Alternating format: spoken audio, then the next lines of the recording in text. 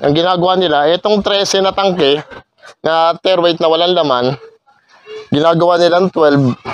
Tapos kakarga sila ng 10. Kakarga sila ng 10. Siyempre, automatic sa isip nyo, net content niya 11. Siyempre, hindi nyo na alam yung 10 kinarga. Tatama nga naman guys ng 23 yan. Yan, katulad yan, 23 pero 13. Dapat, ang magiging laman niya na ibibigay sa inyo, 24 dapat.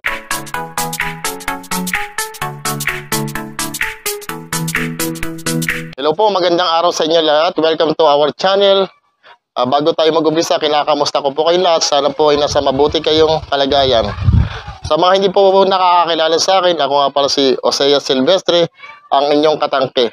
So guys, ang topic po natin ngayon about sa tamang timbang po.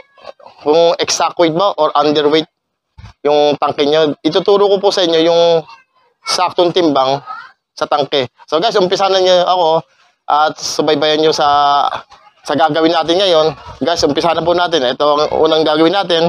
Papakita ko sa inyo yung exact weight ng tangke. For example guys, ito. Ito guys, empty tank to. Kakarga natin dyan. Yan. Empty tank. Tapos guys, kukuha lang tayo lang. Tapos ito yung, di ba, empty tank natin. For example wala siyang laman. Ayan Ang tare weight niya bali 12.3. Mataman 12.3. Yan. Tapos pag lalagyan siya ng laman, ang net content natin 11. Bali tatama siya ng 23.3.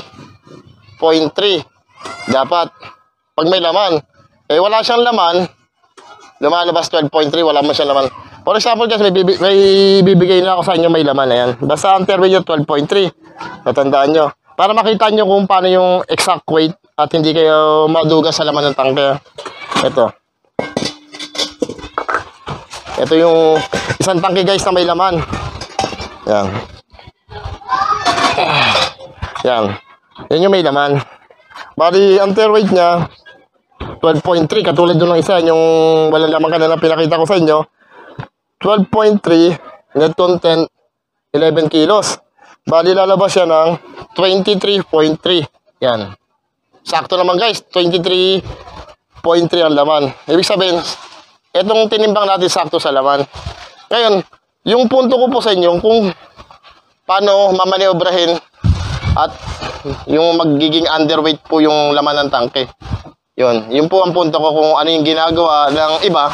Yung iba, hindi ko naman lahat kung paano nila ina-underweight ng 1 kilo yung tangke. So guys, may ipapakita ako sa inyong isang tangke na may laman din. Ito po, yan. Nakita nyo po yung tare weight niya, 12. Tapos plus po natin yung 11.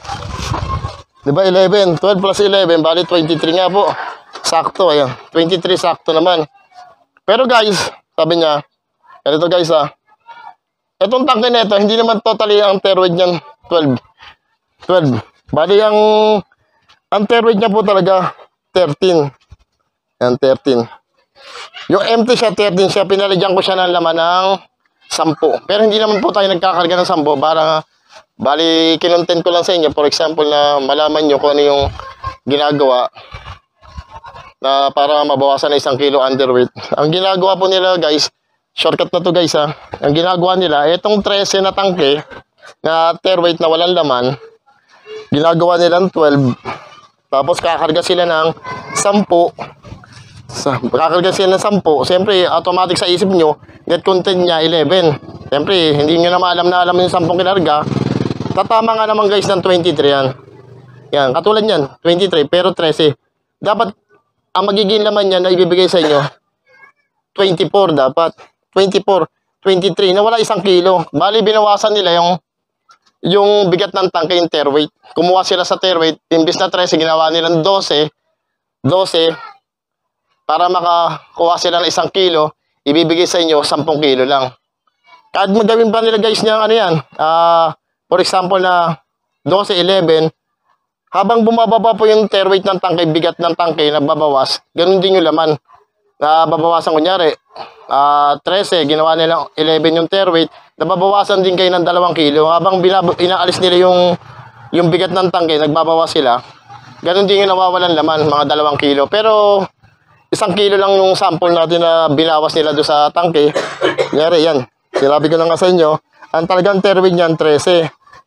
13 talaga, kinontent ko lang sa inyo para makita nyo kung paano sila magmodo sa laman ng tangke.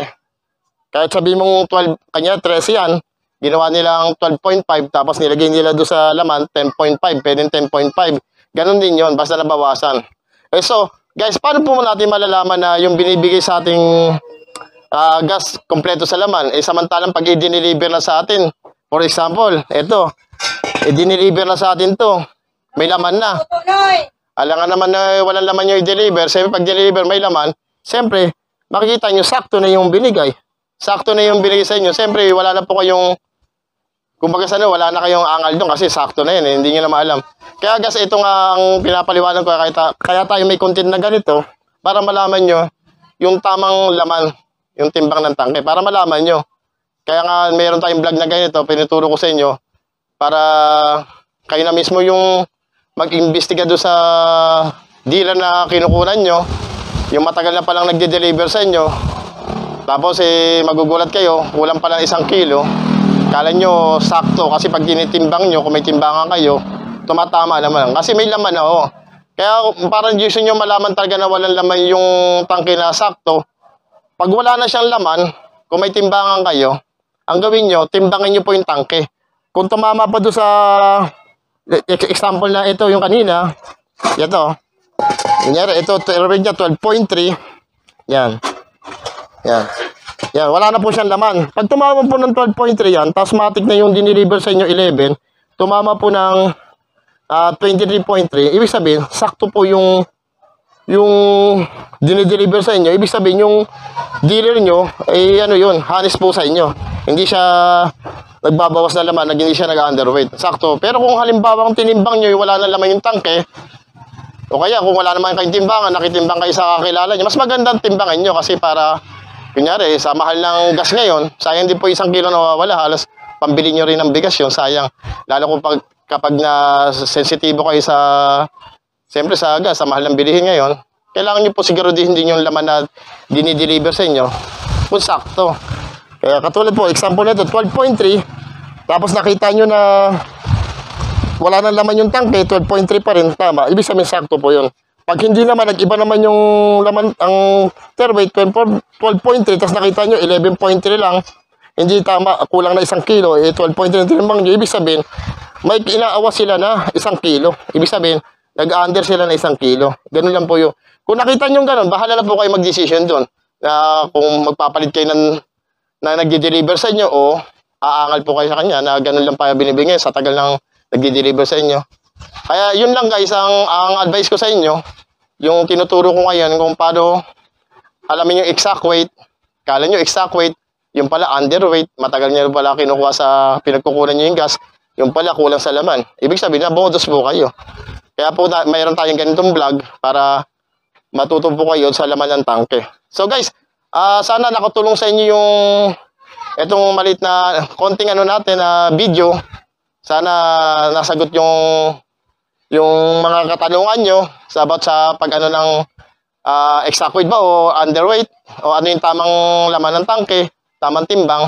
Sana nakatulong po sa inyo at sana nagustuhan yung video. Hanggang dito na lang guys.